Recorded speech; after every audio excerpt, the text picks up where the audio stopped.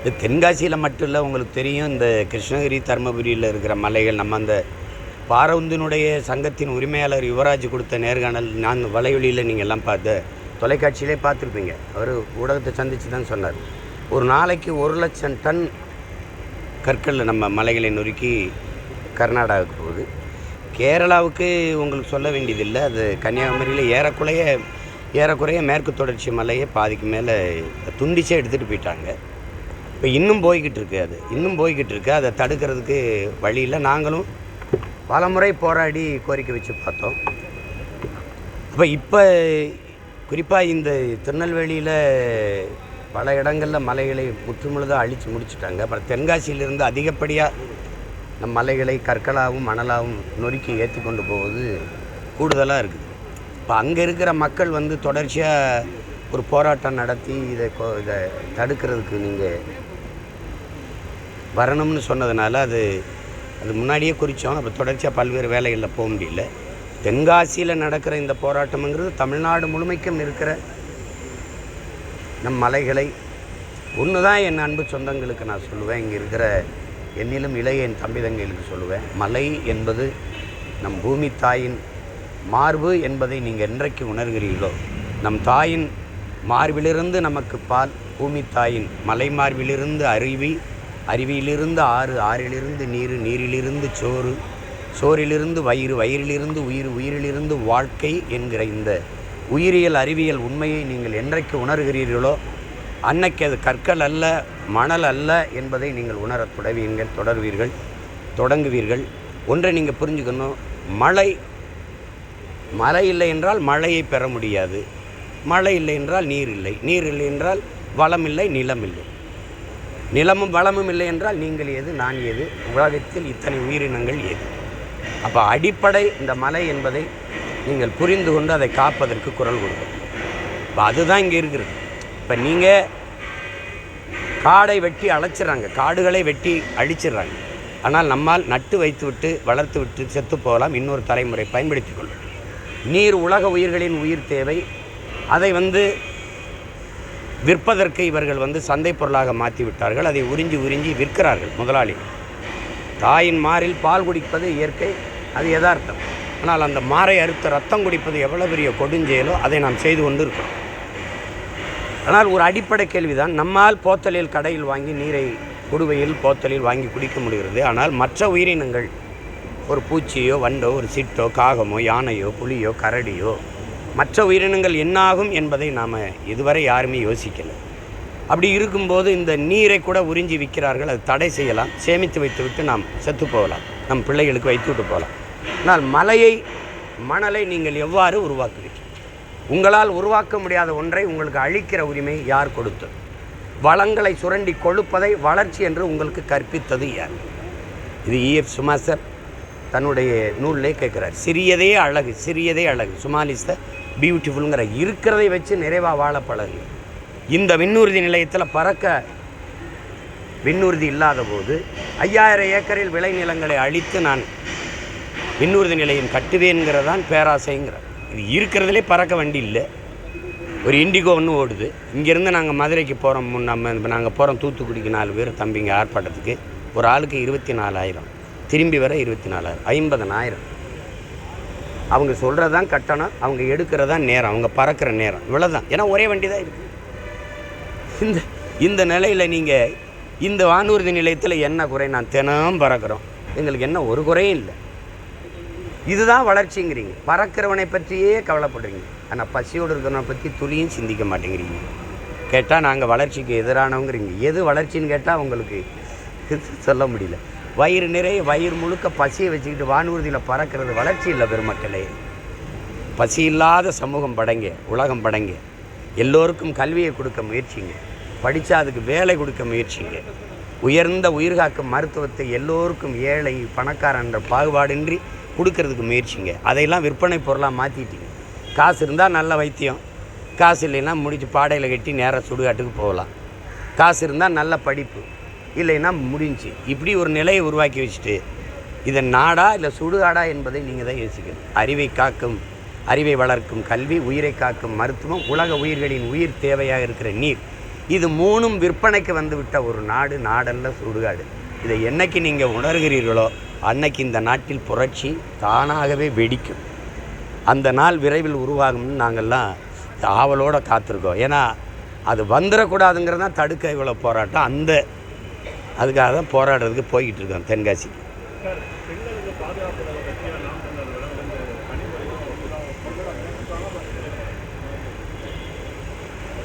சொல்லணும்னு சொல்கிறாங்க, அவங்க எங்களை பார்த்து கேள்வி எழுப்புகிறாங்க. எல்லாம் மதிப்புமிக்க பெருமக்களாக இருக்காங்க, நம்ம நேசிக்கிற மதிக்கிற பெருமக்களாக இருக்கிறாங்க.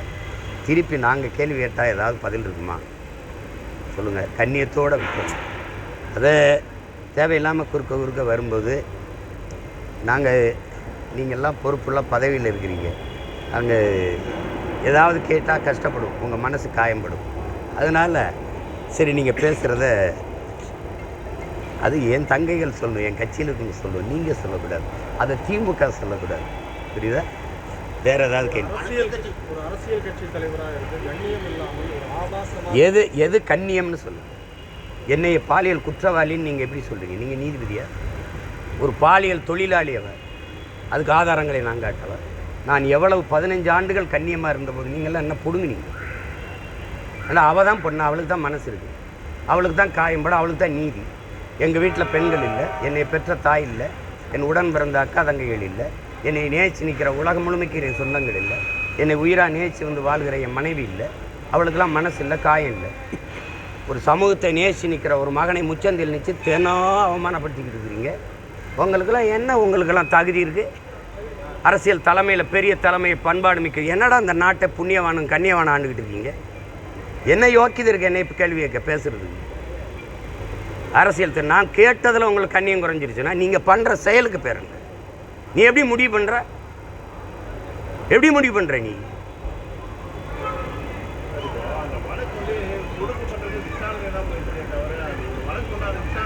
தெரியுதில்ல, விசாரணைன்னு தெரியுதில்ல, நீ எப்படி முடிவு பண்ண பாலியல் குற்றவாளின்னு? உன்னை யார் அப்படி பேச சொல்கிறது?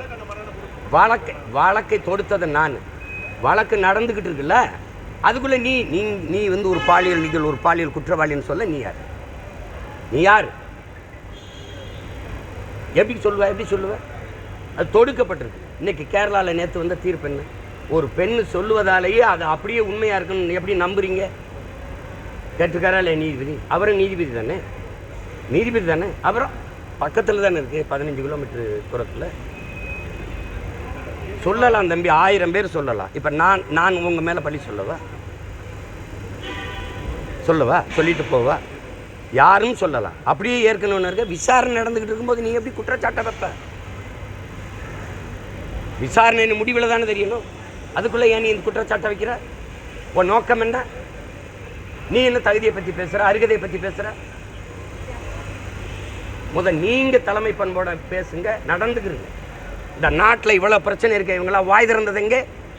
அம்மையார் கனிமொழி இந்த அண்ணா பல்கலைக்கழக அந்த பாலியல் வன்கொடுமைக்கு, பொள்ளாச்சி பாலியல் வன்துன்ப கொடுமைக்கு நாடங்களும் 9வது படிக்கிற பிள்ளையா 4 வாத்தியார்கள் சேர்ந்து கற்பமாக்குனாங்களா? அதுக்கு வாய் திறந்தது தங்கச்சி ஸ்ரீமதியுடைய படுகொலையில். அதில் அந்த கொலையில் அந்த சாவில் என்ன, அதுக்கு கருத்தென்ன? மனநலம் பாதிக்கப்பட்ட பெண்ணை 8-10 பேர் சேர்ந்து வன்புணர்வு செஞ்சானே, அதில் உங்கள் கருத்தென்ன? தினந்தோறும் பள்ளிக்கூடத்துக்கு போகிற பிள்ளைகளை ஆசிரியர் தாளாளர்கள் துன்புறுத்துவதில் உங்கள் கருத்தென்ன தம்பி? 3 வயது குழந்தைய மயிலாடுதுறையில் ஒருத்தன் அது வன்புணர்வு செஞ்சு கண்ணு கட்டி மண்டையில் அடிபட்டு கண்ணு சிதைஞ்சு போயிருக்குது, அதில் உங்கள் கருத்தென்ன? அப்போல்லாம் வாயில் என்ன இருந்தது? ஏன்னா இங்கே யாரும் இல்லை, இங்கே முன்னாடி நிற்கிறேன் சீமான், அதனால நீங்கள் பேச வேண்டியது வருது. நடுங்குறீங்க, என்னை பார்த்து என்னை எதிர்கொள்ள முடியல. நான் எடுத்து வைக்கிற அரசியலுக்கு தான் பதில். இதே காங்கிரஸ் கம்யூனிஸ்ட் கட்சி ஒரு உண்ணி மாதிரி இந்த ரத்தத்தை, இந்த திராவிட பணிகளின் ரத்தத்தை குடிச்சு நிற்கிறீங்க. பேச என்ன தகுதி வச்சிருக்கீங்க? மும்மொழி கொள்கையில் காங்கிரஸ் கம்யூனிஸ்ட் நிலைப்பாடு என்ன? புதிய கல்விக் கொள்கையில் உங்களுடைய உங்களுக்கு நிலைப்பாடு என்ன? ஏற்கிறீர்களா, எதிர்க்கிறீர்களா? உங்களுக்கு என்ன நிலைப்பாடு இருக்கு? அங்கே கருத்து என்ன இருக்கு? கச்சத்தீவு மீட்பில், காவிரி நதிநீர் உரிமையில், முல்லை பெரியாற்று நதிநீர் உரிமையில் உங்கள் நிலைப்பாடு. கேரளா அங்கிருந்து குப்பையை கொட்டிட்டு போகுது, அதில் உங்கள் நிலைப்பாடு. மலைகளெல்லாம் வெட்டி கல்குவாரி கற்களாக ஏற்றுறதுல உங்கள் நிலைப்பாடு. எதுவுமே இல்லை. தேசியனங்களின் உரிமைக்கு நிற்காதவன் கம்யூனிஸ்டே இல்லை. நீ கம்யூனிஸ்டே இல்லை, உனக்கு கருத்தன் எங்கே இருக்குது?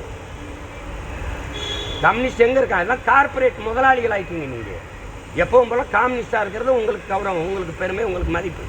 தேவையில்லாமல் குறுக்க வந்து கருத்து சொல்லிக்கிட்டு இருக்கக்கூடாது. எதில் கருத்து சொல்லியிருப்பீங்க? இதில் சொல்கிறீங்க. எவ்வளோ பெரிய பிரச்சனை ஓடிச்சு அண்ணா பல்கலைக்கழகத்தில். அப்போலாம் அவங்க வாயில் என்ன புண்ணு இருந்ததா, புற்று இருந்ததா? எங்கே போனீங்க? கேவலம் 4-3 சீட்டுக்கு போய் நின்றுக்கிட்ட அத்தனை அநீதி அக்கிரமத்தை சாய்த்துக்கிட்டு கள்ளச்சாராய் சாவில் உங்கள் கருத்து என்ன? மயிலாடுதுறை 2 பேர் சாராயம் காய்ச்சி நான் படிச்சுக்கிட்டு இருக்க பிள்ளைகள் தடுத்ததில் வெட்டி கொண்டுட்டானே, அதில் என்ன உங்கள் கருத்து? இதே மாதர் சங்கம் பிப்ரவரி இந்த 28 தொடர்ச்சியாக நடக்கிற 26 இடங்களில் பாலியல் கொடுமை நடந்தது. அதை எதிர்த்து போராட வந்த மாதர் சங்கத்தில் முன் எச்சரிக்கை நடவடிக்கை கைது செஞ்சு வச்சதில் உங்கள் கருத்து என்ன? இப்போ எங்கே இருந்தது? ஏன் பேசலை? வீட்டு காவலில் கைது பண்ணி வச்சுருந்தாங்களே கம்யூனிஸ்ட் தோழர்கள், மூத்த தோழர்களெல்லாம், அதில் உங்கள் கருத்து என்ன? ஏன் போராட நீ அனுமதிக்கல? அண்ணா பல்கலைக்கழகத்தில் பாதிக்கப்பட்ட பெண்ணுக்கு போராட வந்த என்னையை, அம்மா சௌமியா அன்புமணியை, அம்மையார் குஷ்பு அவர்களை நீ எதுக்கு தடுத்து போராடவே விடாமல் இது கைது பண்ணி உள்ள சார்? அப்ப அரசு குற்றவாளி, அரசு குற்றத்தில் சம்பந்தப்பட்டிருக்கு. அதனால நீ போராட அனுமதிக்கல. இதுக்கு வாய் திறந்து கருத்து பேசிட்டு இருக்கிறீங்களா? எத்தனை நாளைக்கு பேசிடுவே? வழக்கு நீதிமன்றத்திற்கு வழக்கு முடிவு வந்தவொன்னு பேசு. அப்போ பேசு, ஒரு தடவை பார்ப்போம். அரசியலாக நான் எடுத்து வைக்கிற கருத்துக்கு இப்போ நான் கேட்குறது, புதிய கல்விக் கொள்கையில் கம்யூனிஸ்ட் காங்கிரஸ் நிலைப்பாடு இல்லை. மும்மொழி கொள்கையில் உங்கள் கருத்து என்ன இருக்கா? இருக்கா? கேவலமா இல்லை? அதை எதிர்க்கிற கட்சியோட கூட்டணி, அதை ஆதரிக்கிற வச்சு கூட்டணி. இந்த திராவிட பன்னிகளை வேட்டையாடி ஒழிக்க வந்த புலி நான். குறுக்க ஓடிட்டு இருக்காத. நீ ஒட்டுண்ணி ரத்தம் குடிச்சா தனியாக போய் நின்றணும். கருத்து சொல்லிக்கிட்டு கூடாது. விளையாட்டு பண்ணிட்டு அலைகிறீங்க நீங்கள். வா வந்து மலையை பாதுகாக்க வந்து போராடு. நிலத்தின் வளத்தை களை கொடுத்துட்டு கம்யூனிஸ்டுன்னு மரியாதை வச்சுருந்தோம். புரட்சிங்கிற வார்த்தையை, போராட்டங்கிற வார்த்தையை கற்றுக் கொடுத்தவங்கிறதுனால ஒரு மதிப்பு. அது சும்மா தேவையில்லாமல் இதுக்கெல்லாம் ஒரு கருத்து. இது கம்யூனிஸ்ட்னு ஒரு கட்சி இருக்கா? இருக்கா? இருக்கா? எதுக்கு தேவைப்படுது கம்யூனிஸ்ட் சொல்லுங்க? எதுக்கு தேவைப்படுது தம்பி? கம்யூனிஸ்டுங்கிற ஒரு கட்சி இந்த நாட்டுக்கு எதுக்கு தேவைன்னு சொல்லுங்க.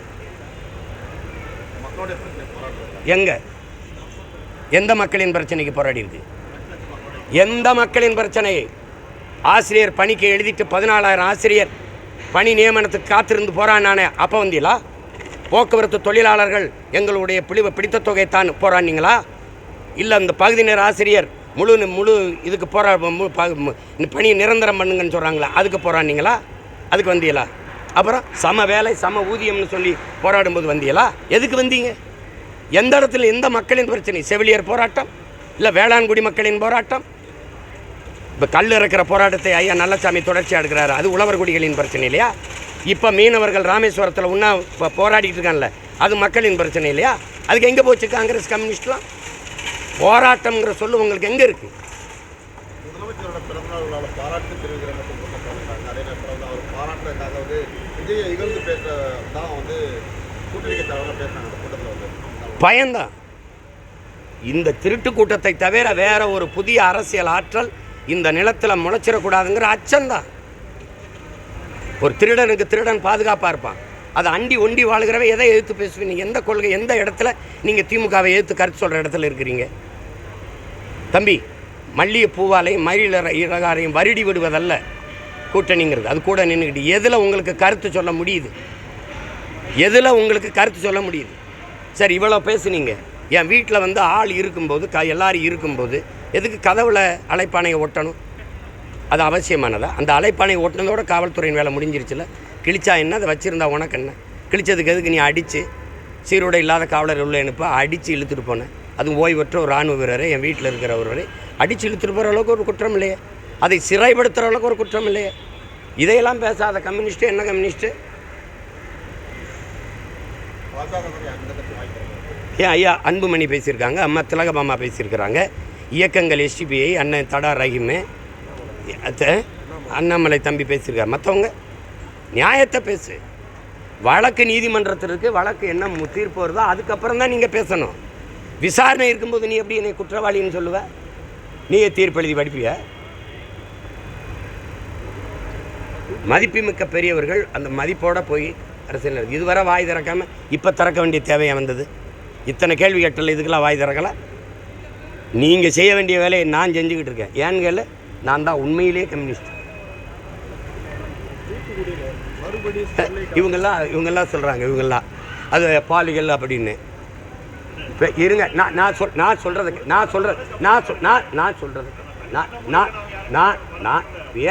பேசுகிற தலைவருக்கு தான் பேசுகிற தலைவர் பெருமக்களுக்கு சொல்கிறேன். நீங்கள் தான் சொல்கிறீங்க வந்து என்ஜாய்மெண்ட் வித்தவுட் ரெஸ்பான்சிபிலிட்டி. யாராவது பாசத்துக்கு பிள்ளைய பெறுவானா? தேவைன்னா அவள் போயிட்டு அப்படி போயிட்டுருக்கு. இதுக்கெல்லாம் கல்யாணத்தை பண்ணிக்கிட்டு இதுக்கெல்லாம் குடும்பம்னு வாழ்ந்துக்கிட்டவனாக இருப்பானா? என்ஜாய்மெண்ட் வித்தவுட் ரெஸ்பான்சிபிலிட்டின்னு ஐயா இங்கிலீஷ்லேயே சொல்கிறாரு அப்படின்னு சொன்னது யார்? உங்கள் ஐயா சொன்னார்னு இப்போ இருக்கிற ஐயா சொல்கிறாரா இல்லையா? சொல்கிறார். இப்போ என்ஜாய்மெண்ட் வித்தவுட் ரெஸ்பான்சிபிலிட்டி சொன்னவர் உங்கள் பெரியார். ஒன்று பெரியாரை தலைவராக ஏற்றிருக்கிறீங்க. அப்போ என்ஜாய்மெண்ட் வித்தவுட் ரெஸ்பான்சிபிலிட்டியில் உங்கள் ரெஸ்பான்சிபிலிட்டி இங்கே என்ன? இல்லை அம்மையார் கனிமொழிக்கும் சேர்த்தான் கேட்குறேன். இந்த கம்யூனிஸ்ட் தோழர்களுக்கு தான் கேட்குறேன். பெரியாரை பெரியார்னு தலைக்கு மேலே வச்சு கொண்டாடுறீங்களே, அவர் சொன்னது தான். இப்போ அவர் சொன்னதை தான் நான் செஞ்சேன்னு வச்சுக்கிறேன். இப்போ எதுக்கு நீ உனக்கு என்ன பிரச்சனை ஆகுது? ஏப்பா உங்கள் தலைவர் சொன்னது தான்ப்பா நாங்கள் கடைப்பிடிக்கிறோம். அதில் உங்கள் கருத்து என்னப்பா? என்ன விளையாட்டு பண்ணிருக்கேன்? நாங்கள் திருப்பி ஒவ்வொன்று நான் பேச ஆரம்பிச்சேன்னு வச்சுக்கிறேங்க, நீங்கள் வெளியில் நடமாட முடியுமான்னு பாருங்க. அமைதியாக போங்க. தூத்துக்குடியில் மறுபடியும் ஸ்டெர்லைட் முயற்சியில் அவங்க தொடர்ந்து ஈடுபட்டு இருக்காங்க.